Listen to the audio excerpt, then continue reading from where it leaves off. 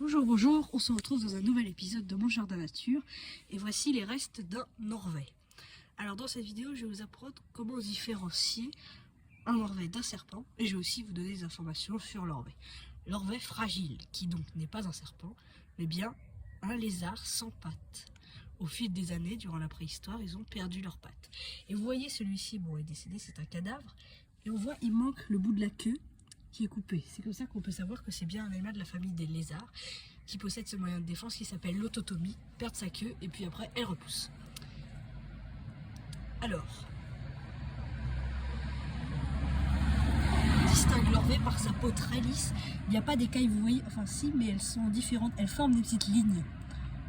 Sa tête, le corps est plus gros que la queue, alors que, je veux dire, le corps est plus court que la queue est plus longue, alors que chez les serpents, c'est l'inverse, la queue est courte et le corps est long.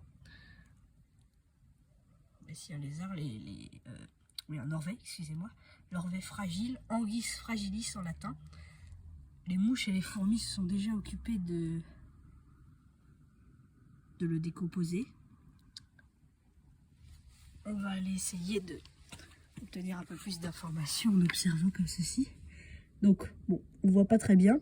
Aussi, pour distinguer les serpents des lézards de près, des orvets, excusez-moi, ils ont des paupières. D'ailleurs, là, elles sont fermées, comme vous pouvez le voir. On va essayer de le tourner un peu dans tous les sens. Aussi, de l'autre côté, sur le ventre, il y a 2 lignes noires. Vous voyez, ou 3. C'est ce qui distingue aussi les serpents des orvets. Sur le ventre, ils ont 2 lignes noires. L'orvet n'est pas du tout dangereux pour l'homme. C'est même un très bon ami des jardiniers. Il se nourrit des limaces, des escargots et de tous les insectes qui mangent nos légumes. Et voilà. Je vous en avais filmé un la dernière fois. Celui-là était vivant. Je l'avais placé dans mon jardin. Ce n'est pas le même.